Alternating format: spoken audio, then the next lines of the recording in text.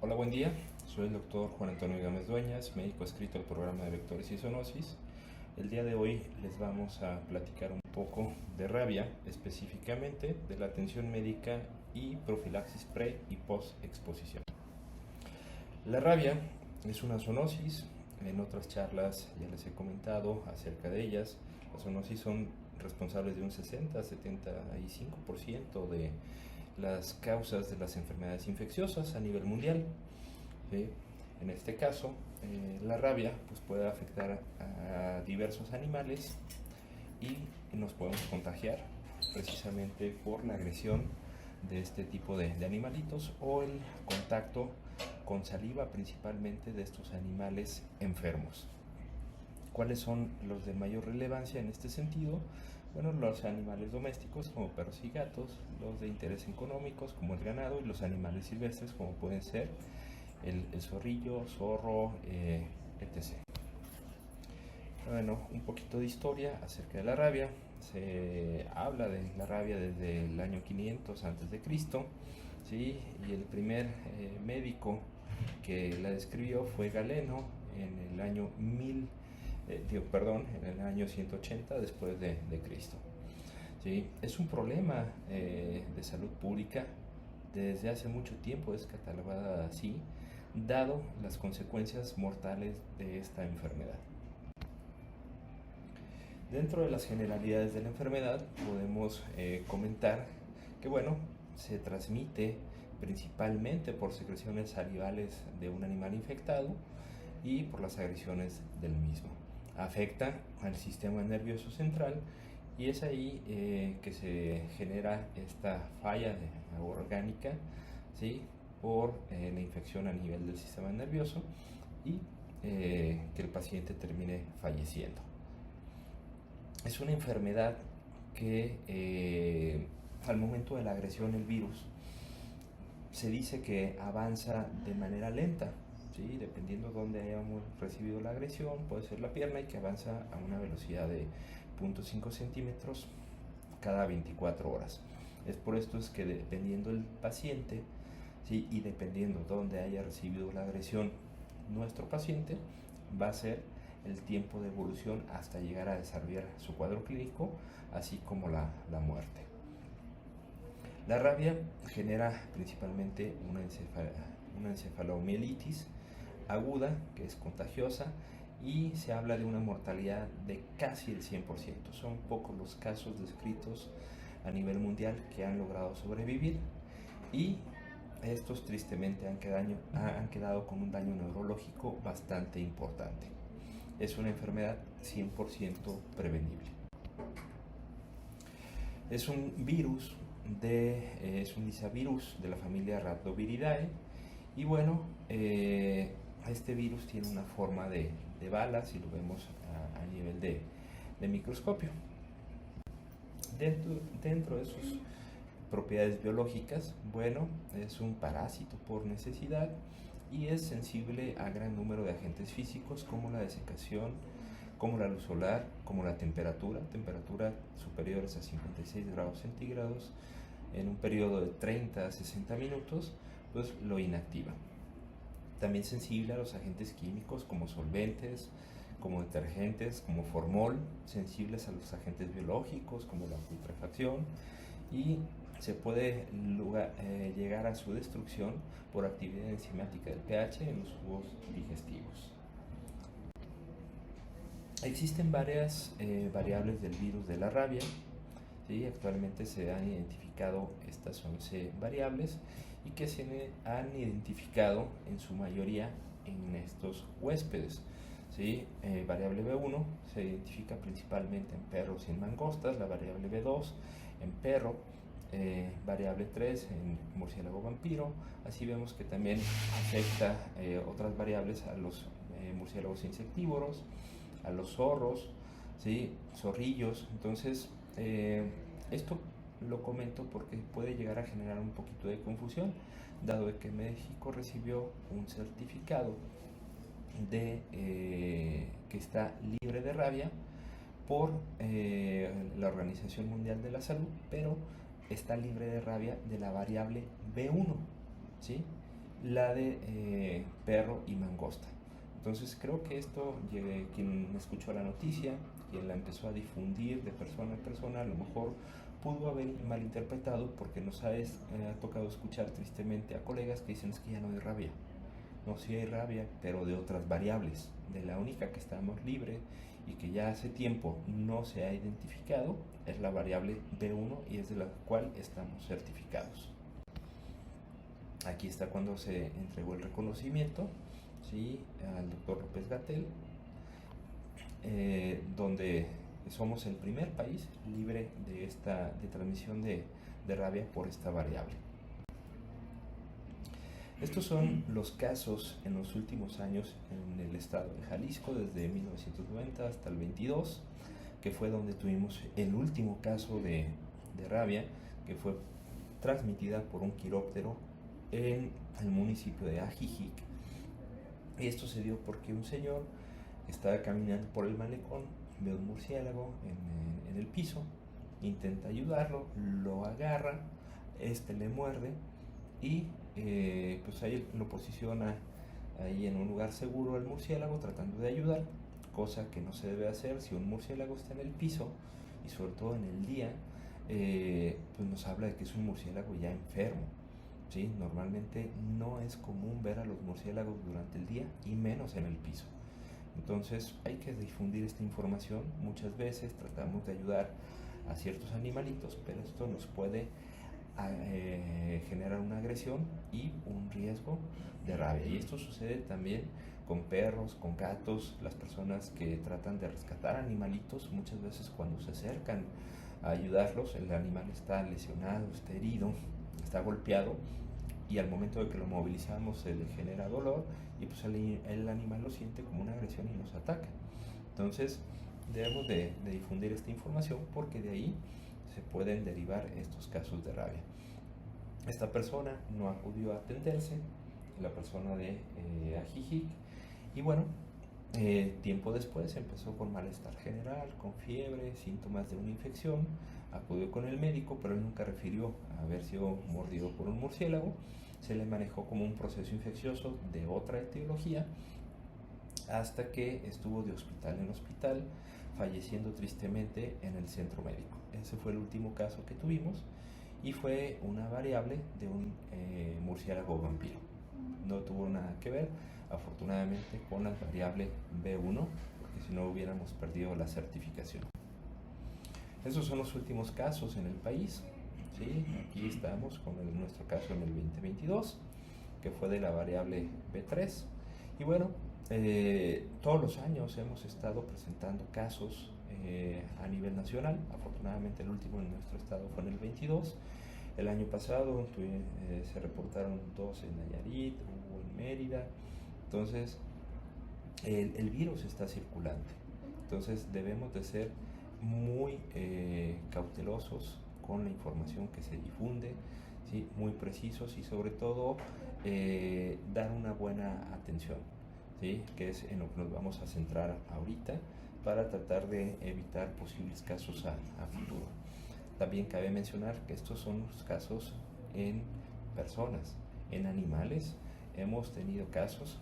El año pasado terminamos con 17 animales identificados en nuestro estado, la mayoría ganado, ¿sí? Y esto al final de cuentas nos lleva al mismo riesgo. Entonces el virus está circulando.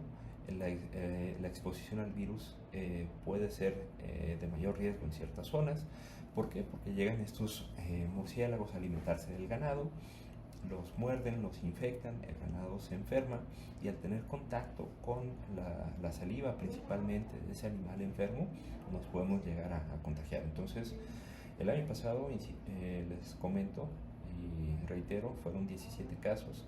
En lo que va de este año al mes de abril, ya se han identificado 7 casos de rabia en animales, a lo cual se le llama foco rábico, que son acciones que se tienen que llevar a cabo en torno a la identificación de un animal, donde hay que fortalecer campañas de vacunación, donde hay que hacer monitoreo a las personas que se expusieron con el animal e inmunizarles.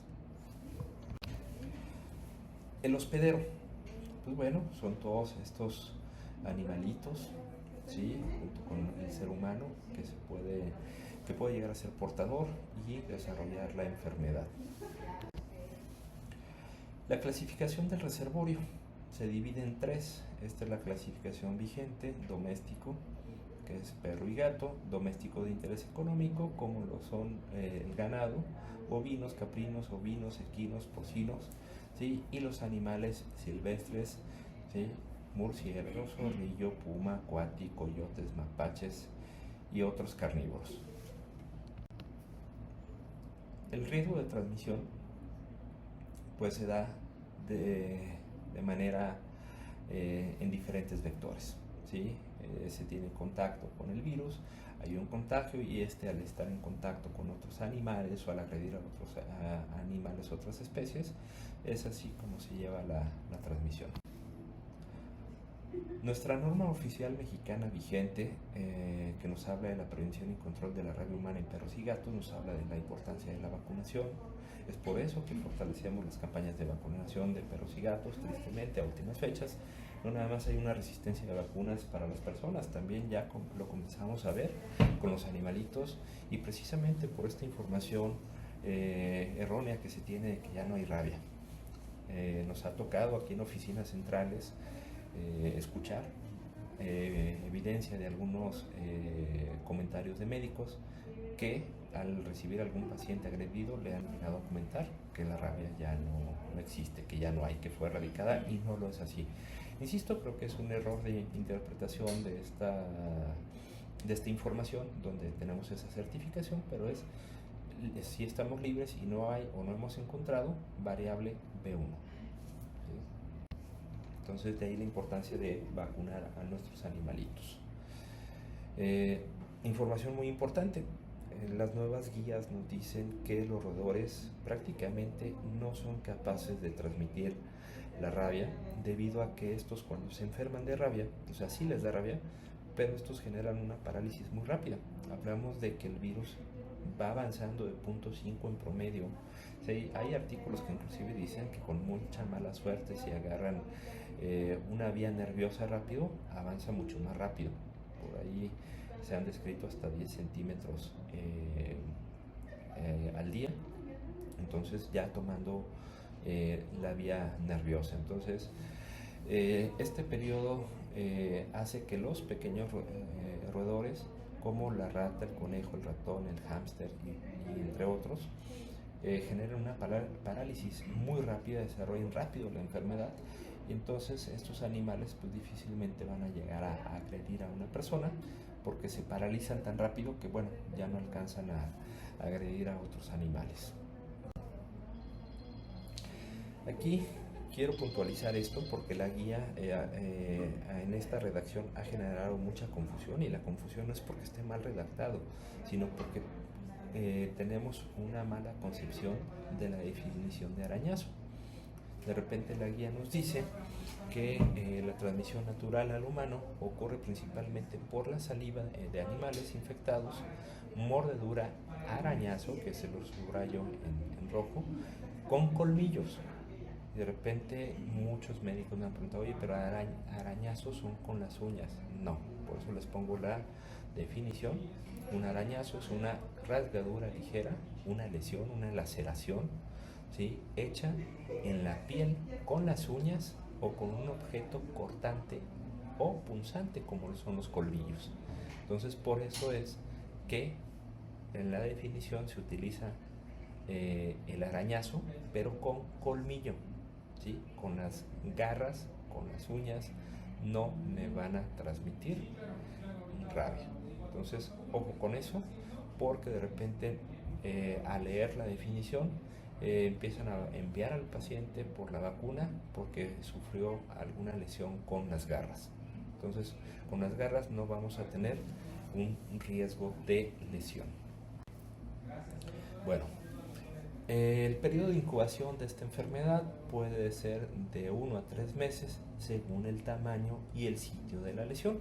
Ya explicamos por qué. ¿Sí? Se dice inclusive que puede ser hasta de 1 año el periodo de incubación. Posteriormente vamos a presentar el periodo de estado, que es desde el inicio de la fase clínica hasta la muerte. Y esto es muy importante, es muy importante. Presten mucha atención a esta parte, a la siguiente diapositiva, porque de aquí es de donde ustedes van a poder tomar mejores decisiones si ustedes recuerdan lo que es el periodo de estado. El periodo de estado se va a dividir en un periodo de pródromo, que en los animales, perros y gatos principalmente, también los seres humanos y cualquier animal lo presenta, pero se los estamos describiendo en perros y gatos porque muchas veces tenemos un perro que desconocemos si está vacunado, a lo mejor nos cuesta trabajo localizarlo, pero debemos de ver realmente el estado de salud del perro cuando fuimos agredidos, porque de esto va a depender las decisiones que tomemos acerca del manejo. El periodo de pródromo, que es ya en la parte del periodo de estado, ¿sí?, dura aproximadamente 3 días. Y al igual que las personas, un perrito, un animal cuando está enfermo, pues está decaído, está sin fuerza, se siente mal, casi no se moviliza. Entonces esto nos orienta bastante cuando el paciente recibe una agresión. Muchas veces va pasando alguien en bicicleta, va corriendo, hay animales muy territoriales que si bien no tienen dueño, pero son de la zona, ¿sí?, son los que están ahí cerquita al puesto de tacos y ellos identifican ese territorio como propio. Entonces estos perros se mueven con mucha tranquilidad, no son agresivos, inclusive son hasta traicioneros porque se acercan muy cautelosamente sin demostrar esa furia, esa rabia, ¿sí?, esa agresividad o incomodidad. Entonces llegan tranquilos, agreden y ya se regresan muy tranquilos, ¿sí? Entonces esto nos orienta bastante. ¿Por qué? Porque un animal que está enfermo de rabia va a estar cursando con una de estas 3 etapas, y en la etapa inicial pues el animal pues no va a tener ánimos de moverse, va a estar echado, va a estar allá aislado, ¿sí? A lo mejor si no le acercamos a ese animalito, por eso insisto que los riesgos son cuando intentamos rescatar a un animal, pues a lo mejor ahí sí ya va a estar incómodo, ¿sí?, porque no quiere que lo molestemos, y ahí es cuando se dan este tipo de agresiones. Pero un animal que se está moviendo, que está corriendo, que de repente corre y de repente se regresa bien tranquilo, obviamente si nosotros agarramos al animal que desconocemos, pues se puede llegar a sentir agredido. Hemos tenido casos donde resulta ser que iba pasando el paciente en la bicicleta, le cae encima al perro y el perro le muerde y nos están buscando para la vacuna. Esas son agresiones provocadas, ¿sí?, y no se consideran de riesgo, y no hay que inmovilizar al paciente a menos de que el animalito pues presente algún dato de enfermedad, como lo van a ver descrito en el algoritmo de diagnóstico. Entonces, insisto en esta parte porque de aquí es donde nosotros vamos a poder tomar mejores decisiones. Entonces, los primeros días el animal va a estar enfermo, va a estar echado, va a estar aislado, ¿sí? Seguimos en la fase furiosa, donde ya hay una afectación al sistema nervioso, y el perro va a estar, o el gato, el animal, va a estar agresivo, ya su cerebro va a estar enviando señales erróneas, y el animal se va a comportar agresivo, va a empezar a desconocer, se va a sentir vulnerable, ¿sí?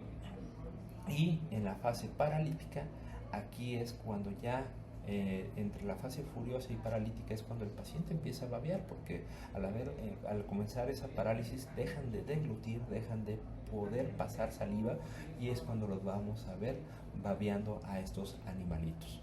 En esta etapa no van a poder tomar agua por la parálisis de los músculos, ¿sí?, para la deglución. Entonces, y finalmente el animal va a dejar de moverse y fallecer en esta fase paralítica, que son 1 a 3 días más, ¿sí?, hasta llegar a la muerte. Entonces, si se fijan, ¿sí?, no cualquier agresión, a pesar de que desconozcamos si el perro está vacunado o no, ¿sí?, quiere decir que se amerita una inmunización. Y hablo de la inmunización porque tenemos que manejar varias cosas en estos pacientes que han sido agredidos. No es nada más la vacuna, como lo vamos a ver más adelante. Entonces, Grábense esto, ¿sí? Esto es yo creo que de la información más valiosa, porque si nosotros interrogamos bien cómo fue la agresión, porque hemos tenido agresiones donde resulta ser que el niño va a agarrarle los perritos a la perra que acaba de parir, pues la perra defiende a sus hijos y se dan las agresiones. Y agresiones muy feas. Más adelante les voy a mostrar un caso de un niño donde le arrancan media cara y el perro está bien tranquilo. Y el perro cuenta con todas sus vacunas. Entonces, el hecho de que un perro sea agresivo no quiere decir que sea un perro con rabia, porque confundimos al temperamento del perro con esta fase furiosa. Sí, esta fase de periodo de estado dura aproximadamente 10 días, por eso es que normalmente si desconocemos al animal lo tenemos en observación 10 días, porque lo vamos a ver por lo menos en ese periodo de 10 días enfermar, ya que se dice que se puede ser transmisor del virus hasta 7 días antes de iniciar con este periodo de estado. ¿Sí? Pero si es un perro, insisto, que ya es que seguido está mordiendo gente, de seguro tiene rabia, ¿no? Si es un perro que durante las últimas 3 4 semanas ha mordido gente, ese es su temperamento y no quiere decir que esté enfermo de rabia. Entonces, tenemos que hacer un buen interrogatorio, dónde fue la agresión, cómo ocurrió y tratar de que el paciente sea honesto. ¿Sí? Porque muchas veces, no, el perro se me aventó y resulta ser que estaban queriendo hacer cariñitos o el perro estaba comiendo y intentaron acariciarlo, el perro pensó que le iban a quitar el alimento y se dan las agresiones. Entonces hay muchos escenarios donde el perro agrede de manera defensiva, de manera territorial, y esto no quiere decir que el perro esté enfermo, o el perro o el gato. ¿Sí? De hecho, nos han hablado muchas veces, nos han solicitado la vacuna. Por ponerles un último ejemplo, antes de avanzar a la siguiente diapositiva, nos reportan un gato agresor y de repente el gato agresor empezamos a ver que de la misma zona, de la misma cuadra, diferentes fechas, el mismo gato había estado agrediendo. Cuando hacemos la investigación, tenemos una diferencia de 5 días del primer agredido al último agredido. Hacemos la investigación y nos dicen, bueno, es que intentamos, es un perro que va, un gatito que va llegando a la zona, intentamos darle de comer y de repente pues algunas personas que lo han querido acariciar, el gato les ha mordido. A algunas, no a todas. Si fuera una fase furiosa, invariablemente inclusive al dueño, ¿sí?, lo agrediría. Entonces ya eso nos da tranquilidad. El animal no se siente cómodo con algunas personas y agrede. Pues nos dimos a la tarea de ir a buscar al animalito y el animalito lo encontramos, lo resguardó una rescatista y bueno, ahí ya nos estaban enviando 5 personas para inmunización. Entonces ahorramos, y no porque queramos ahorrar el biológico, simple y sencillamente el biológico es caro y ese recurso, si nosotros estamos aplicando a toda persona que es agredida por un animal, pues no va a haber medicamento suficiente. Ya hemos caído en desabasto porque se lo indican a todo tipo de agresión y esto hace que ya a lo mejor a alguien que fue agredido por un animal silvestre, que ahí sí tenemos que inmunizar al 100% de las personas, pues ya no contemos con el biológico. Entonces, por eso insisto que esta diapositiva es de las más importantes para ayudarnos a tomar las mejores decisiones. El tipo de exposición. ¿Sí?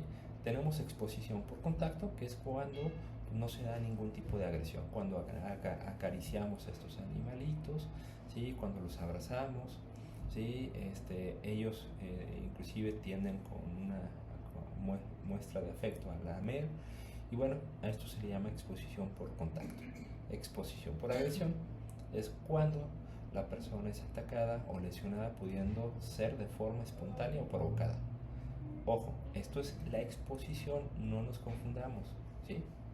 O sea, al final de cuentas el paciente hubo una agresión, hubo una exposición, ¿sí? Pero el hecho de que sea provocada o espontánea es lo que nos va a ayudar a la siguiente etapa, que es si se la va a inmunizar o no.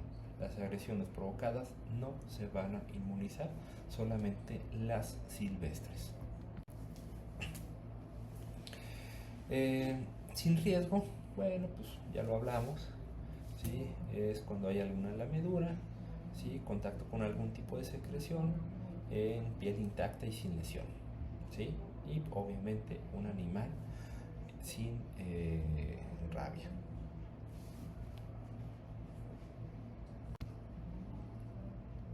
El riesgo leve comprende dos posibles situaciones: la lamedura de piel erosionada, ¿sí? O una herida reciente, y una mordedura superficial que incluye epidermis, dermis y tejido celular subcutáneo en la región del tronco o en las extremidades, y hablando de una sola lesión. Si ya tengo más de una lesión, esto ya cambia la clasificación y ya no es de riesgo leve. Riesgo grave, ¿sí? Se consideran las siguientes 7 posibles como agresiones de riesgo grave. Una, reservorio silvestre o con rabia confirmada. Puede ser algún animal doméstico, pero que ya tengamos la confirmación de rabia. Si es silvestre, insisto, a todos se van a inmunizar. Contacto con saliva de un caso positivo a rabia en la piel o solución de continuidad. 3. Contaminación directa con saliva en mucosas, ojos, nariz, ano o genitales. 4. Mordedura o arañazo de ojo con el arañazo, ya lo explicamos, con colmillos, ¿sí? Transdérmico simple o múltiple, 2 o más, ¿sí? Si es uno y si es en extremidades inferiores, extremidades superiores o tronco, el riesgo leve. Si son 2 o más, el riesgo grave. Más adelante les voy a mostrar una imagen donde ponemos ahí un cuerpo y circulamos las zonas de riesgo leve y riesgo grave. 5. Mordedura en cabeza, cara, cuello o miembros superiores y genitales. 6. Si el reservorio agresor no es localizado y hubo contacto con saliva en piel con solución de continuidad o en mucosas. 7. Paciente agredido o en contacto con padecimientos inmunodepresores sin estabilidad inmunológica.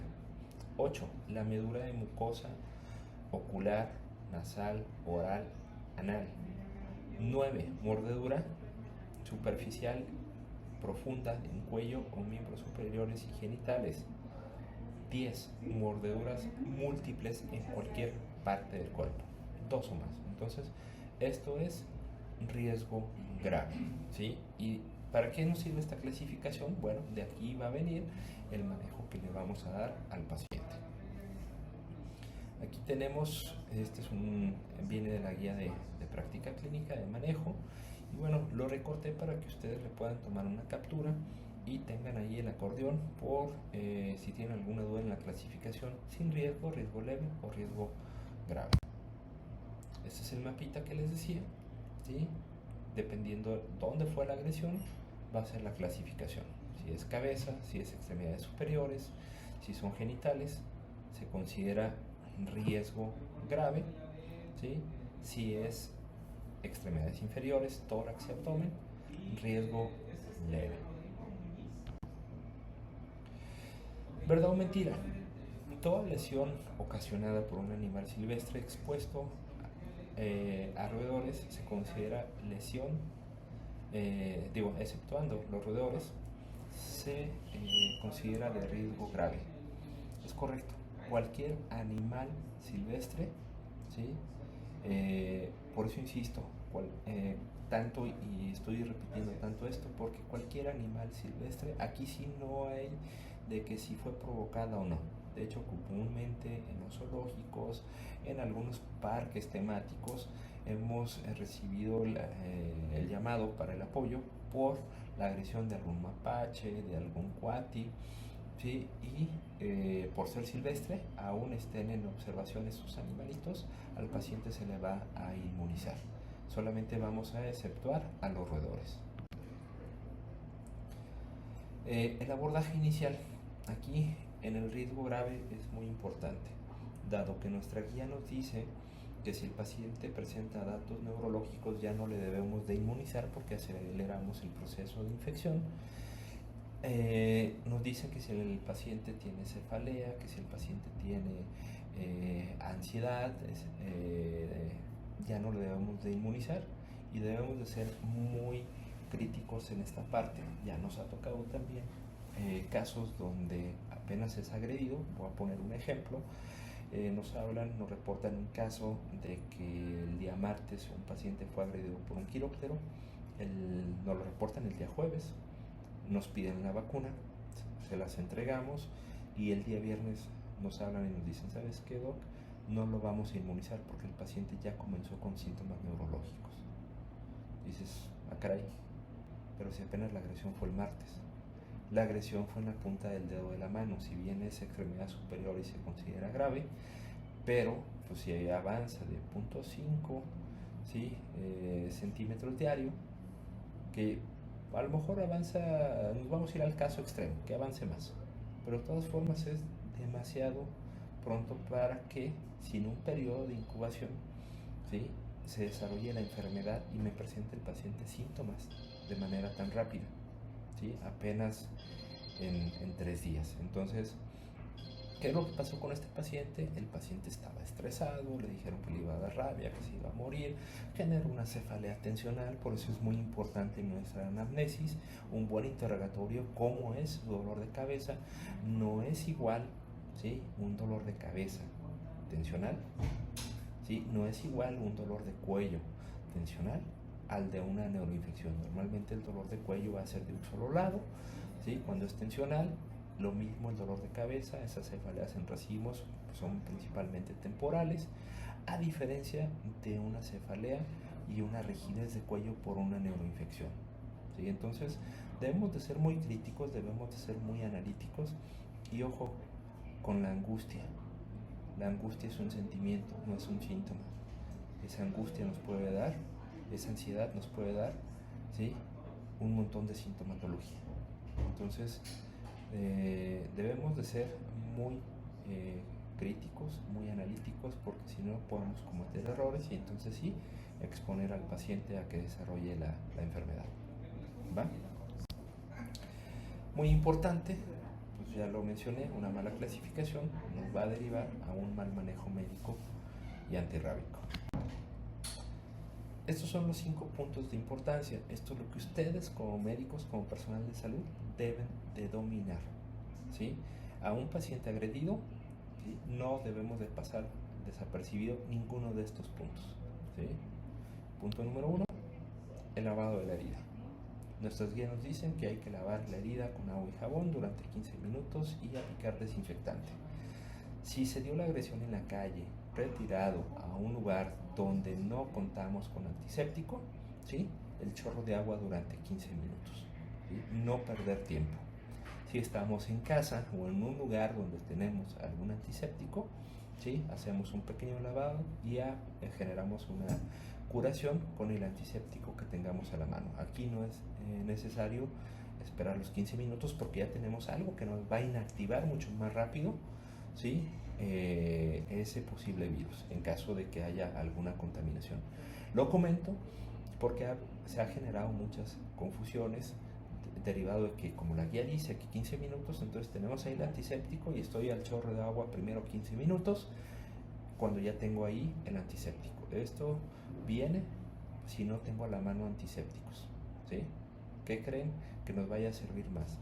El agua por sí sola o un antiséptico al entrar en contacto de forma inmediata. Entonces, vuelvo otra vez, hay que ser muy juiciosos al momento de interpretar lo que leemos. Punto número 2, la reparación de la herida, ¿sí? Tenemos heridas muy pequeñas como la imagen inicial del lado izquierdo y tenemos heridas bastante grandes como las que estamos viendo hacia el centro o hacia la derecha, ¿sí? Donde otro tipo de tejido es lastimado y se requiere alguna reparación. Lo comento porque hay muchos mitos en relación a si se sutura, no se sutura, que se deja abierto, ¿sí? Si son heridas pequeñas, se dejan así. Si son heridas que requieran una afrontación, no se les vamos a hacer una sutura subdérmica, ¿sí? Vamos a afrontar los tejidos y se les pueden dar puntos de afrontación. Y si el paciente requiere alguna reconstrucción, también se le puede llevar a cabo, ¿sí? Se puede hacer la reparación total, no hay que esperar el tiempo. Son diferentes los manejos en cada paciente y no hay que perder tiempo si el paciente requiere una reconstrucción. ¿Sí? Al final de cuentas le vamos a manejar bien con antibióticos. Y el hecho de que ustedes cierren una herida, porque así lo requiere la reparación, no quiere decir que por eso le vaya a dar rabia. ¿Va? Siguiente punto, la medicación. Es muy importante. Punto número 3. ¿Sí? El uso de antibióticos. Hay ocasiones donde nada más se centran en el virus y se nos olvida que tenemos patógenos, ¿sí? Como Pasteurella, como estafilococo, como estreptococo, ¿sí? Que están por lo general en el hocico de los animales y que nos los van a inocular y que nos van a generar una infección de tejidos blandos. Hay que seleccionar bien nuestros antibióticos, no hagan inventos. ¿Sí? Sabemos bien cuáles son los antibióticos que nos ayudan para este tipo de patógeno, para las infecciones de tejidos blandos. ¿Sí? Y hay dosis que son ya cuando tenemos la infección y hay dosis profiláctica. Entonces, si el paciente apenas fue agredido, vamos a dar una dosis profiláctica y bueno, tampoco hay que ser manchados con el paciente, no tengamos miedo, como este médico que me recetó 3 medicamentos de forma profiláctica: ciprofloxacino, dicloxacilina y clindamicina, cuando cualquiera de estos por sí solo nos hubiera funcionado de manera profiláctica, porque al final le generamos problemas y efectos secundarios a los pacientes. Hay que ser conscientes también con esta parte de la medicación. También hay que darles, dependiendo de la herida, un buen analgésico, un desinflamatorio, porque a veces damos analgésico y no damos desinflamatorio. ¿Sí?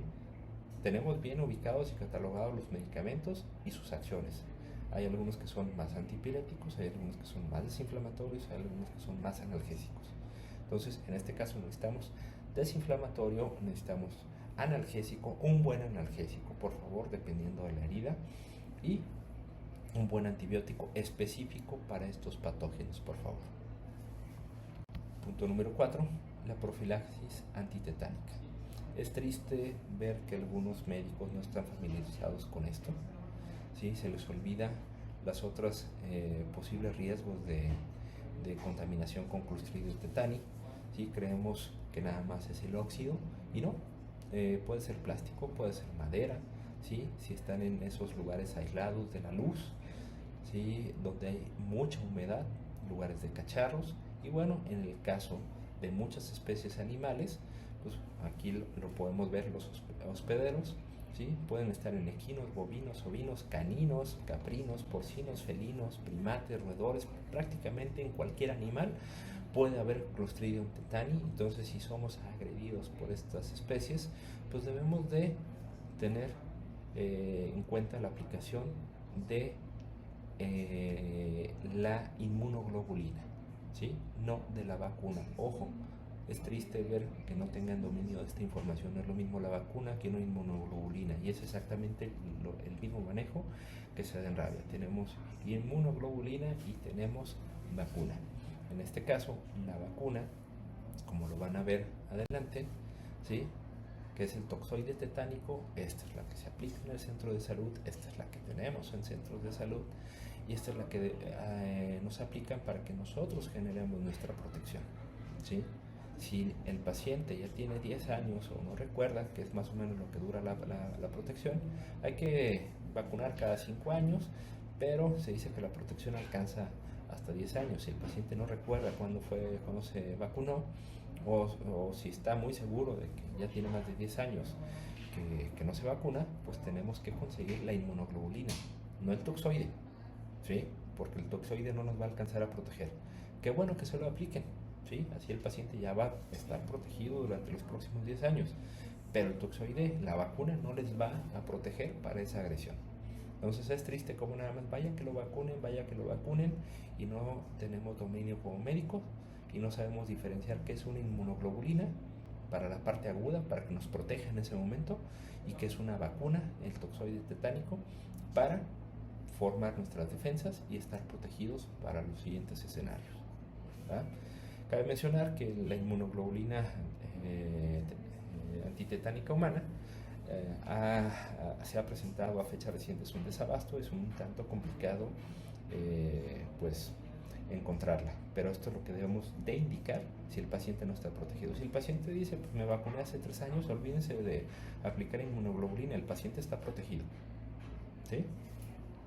Bueno, y ahora sí, a la profilaxis, punto número 5, ¿sí? Y el de mayor interés para esta charla es la profilaxis antirrábica, ¿sí? Con inmunoglobulina y con vacuna, que son las células Vero. Tenemos 3 esquemas profilácticos. En la preexposición, este se le aplica a las personas que hacen estudios en cavernas con animales, a los cuidadores en el zoológico, cualquier animal, cualquier persona que vaya a estar expuesta a alguna agresión de animales transmisores de la rabia. Y bueno, se le aplica de la siguiente forma: el día 0 y el día 7, 2 dosis de células Vero, que es la vacuna, ¿sí? Exclusivamente. Y el paciente ya va a estar protegido, ¿sí? Esquema profiláctico post-exposición, el esquema Essence, ¿sí? Este se va a aplicar de igual forma intramuscular en el deltoides, pero aquí van a ser 4 dosis, ¿sí? Y puede ser con o sin inmunoglobulina. La inmunoglobulina la vamos a aplicar solamente en los riesgos graves. Si es riesgo leve, se le va a aplicar solamente células Vero en las mismas dosis y fechas: día 0, día 3, día 7 y día 14. La diferencia de si aplico o no la inmunoglobulina es de acuerdo a mi clasificación, si hay un riesgo grave o no, ¿va? Y cabe mencionar que se aplica una sola vez en la vida. Si el paciente ya le aplicamos el esquema y vuelve a ser agredido, ¿sí?, en las posteriores, dependiendo qué tanto tiempo haya pasado, solamente le vamos a aplicar células Vero, ¿sí?, que es el siguiente esquema, para aquellos que ya tienen un tratamiento, que ya fueron inmunizados alguna vez en la vida. Ya no se va a utilizar la inmunoglobulina, y si, dependiendo las titulaciones, que esto pues a veces es difícil conocerlo porque dependerá de una prueba de laboratorio, la cual es un tanto costosa y no todos los laboratorios lo hacen, pero se habla de que en un periodo de 3, 5 años máximo, dependiendo del artículo donde estemos leyendo, nos habla de que está protegido el paciente y solamente se le aplica el día 0 y el día 3, ¿sí?, si ya recibió en años previos recientes algún tipo de inmunización. Y si el paciente, por poner un ejemplo, es la primera vez que es agredido en este año, le voy a aplicar sus 4 células Vero, resultó ser que era un riesgo grave, le vamos a poner inmunoglobulina, ¿sí? Y bueno, esta inmunoglobulina al paciente, si el año siguiente ya no recibe si es agredido nuevamente, solamente le voy a aplicar células Vero el día 0 y el día 3. Y si el año siguiente vuelve a ser agredido, solamente le voy a aplicar células Vero el día 0 y el día 3. Ya no van a ser las 4 dosis y ya no vamos a aplicar inmunoglobulina. Cabe mencionar que el día 0 nos referimos al día que atendemos al paciente por primera vez. Muchas veces al paciente lo agarramos el día de la agresión, ese mismo día acude a consulta. Muchas veces el paciente acude 2 o 3 días después, hasta que alguien no le comentó, ¿sabes qué? Ve, atiéndete porque pues, te puede dar rabia. Entonces, el día 0 es el día que nosotros captamos al paciente, ¿sí? No siempre va a coincidir con el día de la agresión, ¿va? Ahora, la inmunización se va a dar en nuestros pacientes dependiendo también de la evaluación de la condición del animal, del perro y gato. Si nuestra mascota o la mascota de la persona que fue agredida o el animal nos pueden comprobar que está vacunado, ¿sí?, y que fue vacunado en los últimos 15 días, ¿sí?, va a tener esta protección de 12 meses y al paciente no lo vamos a inmunizar. Sí se recomienda de todas formas tener una observación por parte del animal durante 10 días. Pero ¿qué pasa si el animal no está vacunado? Si el animal lo localizamos, hay que tenerlo en observación igual 10 días. Ya hablamos por qué esos 10 días, ¿sí? Entonces, si no tenemos la certeza de que el animalito esté vacunado, no quiere decir que luego vamos a iniciar con la vacuna. Y lo comento, y aquí voy a ser muy enfático, porque apenas es agredido el paciente y ya nos están solicitando la vacuna, ¿sí? Aún que se tenga el animal, aún que sea su propia mascota, muchas veces están indicando la vacuna, y esto nos está dificultando un poquito el manejo. ¿Por qué? ¿Qué es lo que está sucediendo? ¿Sí? Si un médico ya le dio la indicación y al paciente que desconoce de estos temas le dice, ¿sabes qué? Ve, vacúnate porque te puede dar rabia, pues entonces ya va a llegar con nosotros ya predispuesto, ¿sí? Y si alguien le dice, no la necesitas, pues entonces el paciente puede tomarlo a mal, lo puede tomar a negativa, ¿sí? A pesar de que la información del segundo médico sea correcta cuando le está mencionando que no se necesita, pues el paciente ya va predispuesto, ya va agresivo, ya va temeroso, y difícilmente le vamos a quitar la idea, por más que tengamos razón de que no le va a suceder nada. Como el primer médico le dijo que sí, el paciente se va a quedar ya asustado, va a estar temeroso, ¿sí?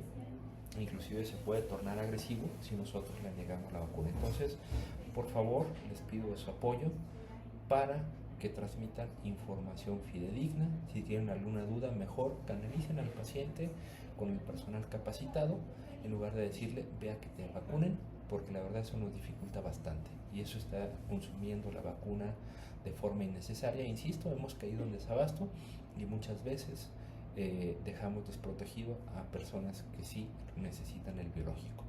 Entonces, no se van a inmunizar a los pacientes, se tiene que tener el animal en observación. Si este animal enferma en los siguientes 10 días, ¿sí? Vamos a iniciar con el esquema, pero también vamos a solicitar que se muestre el animal, se le va a tomar la muestra del encéfalo, se va a mandar a analizar, se le va a hacer una inmunofluorescencia indirecta para identificar al virus, ¿sí? Y si es positivo, pues entonces sí, vamos a aplicar todo el esquema. Si es negativo, vamos a pausar, ¿sí?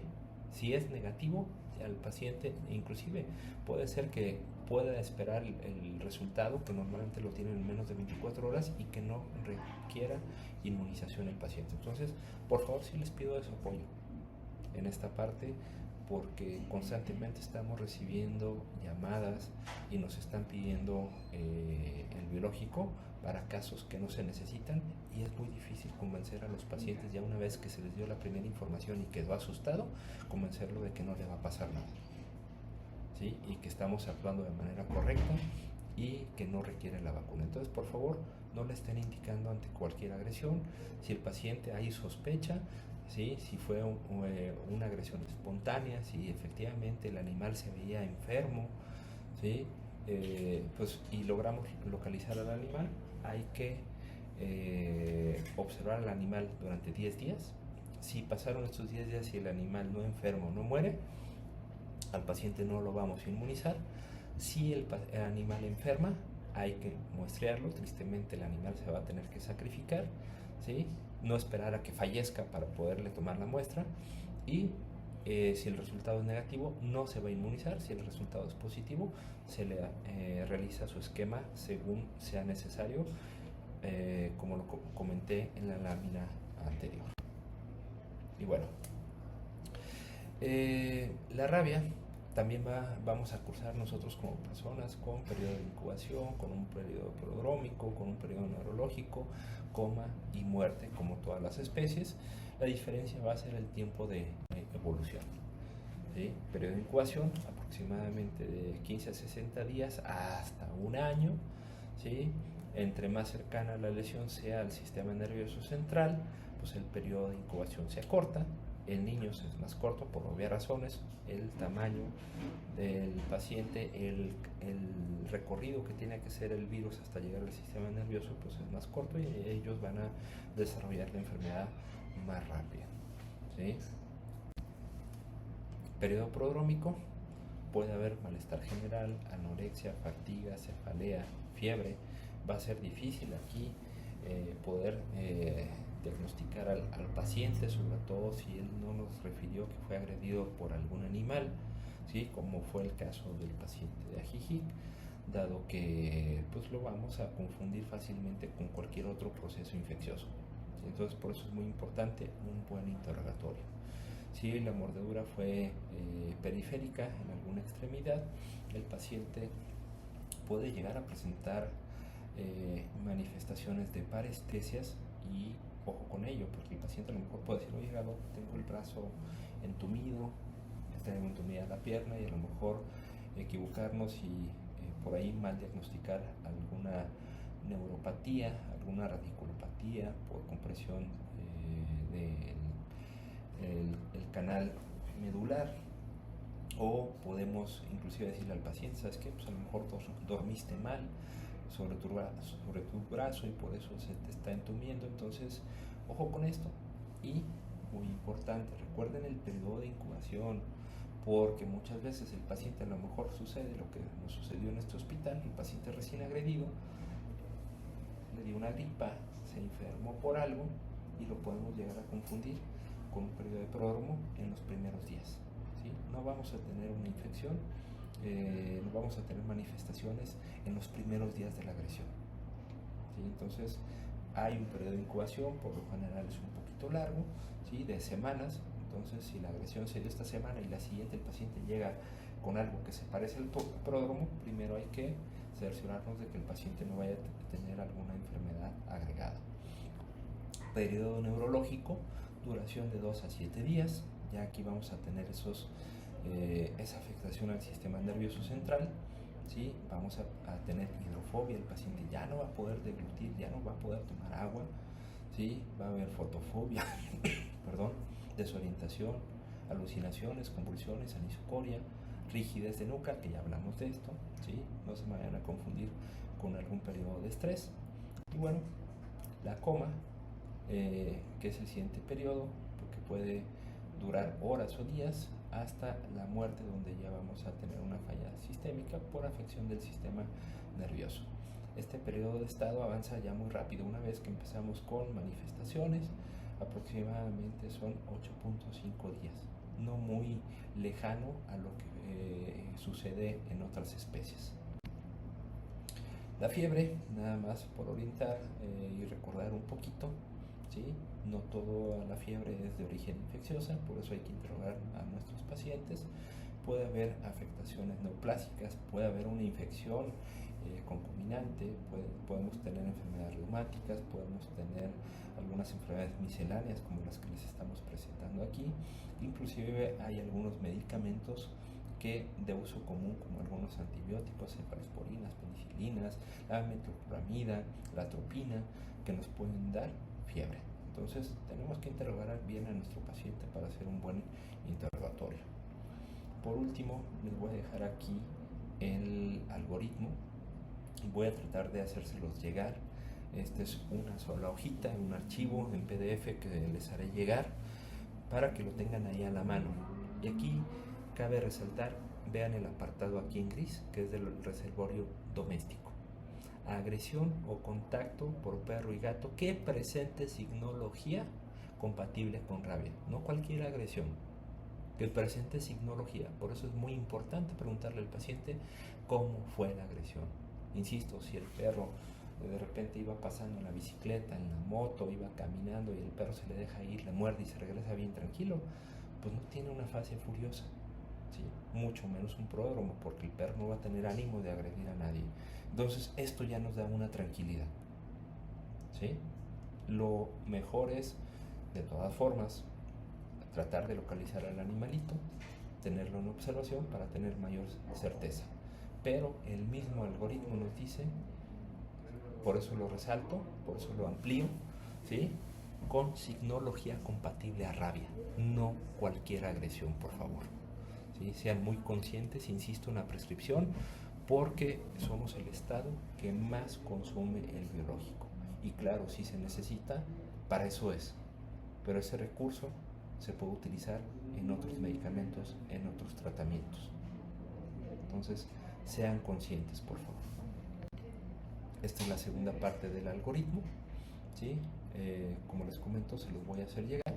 Y ya por último, pues presentarles este perrito que fue el que les comenté hace rato. Le arranca media cara. Este niño se mete al corral del vecino, ¿sí? Y el perro pues está entrenado para atacar, para cuidar. Pues le arranca medio cachete.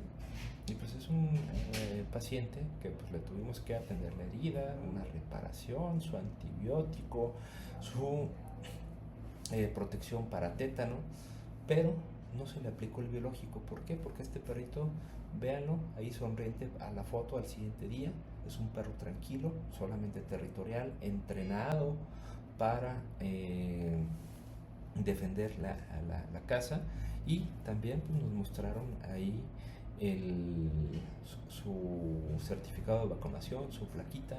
Entonces, una cosa es la atención al paciente en cuestión de la herida y otra cosa es que por un riesgo grave, porque esto sería un riesgo grave, ¿sí? Vayamos a aplicar la vacuna, ¿sí? A la imagen izquierda, pues ahí tenemos ese animal silvestre donde tenemos que hacer conciencia con las personas, porque tristemente, pues a pesar de que tengamos al animalito ahí encerrado en la jaula, ¿sí? Pues desconocemos mucho acerca de sus periodos de incubación y del desarrollo de la enfermedad. Entonces, pues se está cayendo en esta práctica de tener mascotas, animales exóticos, y pues cada que agrede un animalito de estos que está en cautiverio, pues tristemente tenemos que inmunizar a los pacientes. Entonces, digo, bajo los esquemas, no es que cada vez que le agreda al dueño lo vamos a estar inmunizando, ¿sí? Ya hablamos del periodo de protección que se tiene, pero eso nos está haciendo que estemos utilizando un recurso de manera innecesaria, porque las personas están teniendo de mascotas este tipo de animales.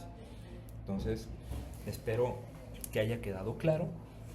Sí, esta información es muy importante, que ustedes hagan un buen interrogatorio, que vean el comportamiento del animal al momento de la agresión. Bueno, a lo mejor no lo van a ver ustedes, pero que se le interroguen al paciente, que ellos les describan cómo fue la agresión y ustedes puedan clasificar si se trata de una agresión provocada o de una agresión espontánea. Si es espontánea, hay que tratar de localizar al animal. De hecho, en ambos casos, si es que no nos muestran un certificado de vacunación, tenerlos en observación para mayor tranquilidad. Pero cuando son provocadas, pues realmente el riesgo de una infección por virus de rabia es muy bajo. Entonces, agresiones provocadas no las vamos a inmunizar, y por lo tanto, por favor, no me estén emitiendo el mensaje, tanto una de no hay rabia ya, o apenas les muerde un animal y vea que te vacunen, porque eso nos complica bastante el trabajo. Recordar que estamos trabajando bajo una sola salud. Es muy importante la salud animal, ¿sí? Aquí también es trabajo multidisciplinario, ¿sí? Las asociaciones de protección, tenemos contacto con ellos, tenemos contacto también con el municipio, sobre todo los que cuentan con un antirrábico, para que ellos vayan por estos animalitos, ellos los busquen y tenerlos en observación. Cabe mencionar que estos animales no se les sacrifican, porque también ese es el temor de mucha gente, de que no me van a matar a mi animal. No, se mantiene en observación, inclusive la observación puede ser en el domicilio, ¿sí? Hay que permitirle al paciente, al agredido, que esté viendo al animalito para su tranquilidad. Al animal no le vamos a hacer nada mientras el animal no enferme. Muchas gracias, y pues estamos a sus órdenes en oficinas centrales para cualquier duda que tengan respecto a los manejos y esquemas de rabia. Que tengan buen día.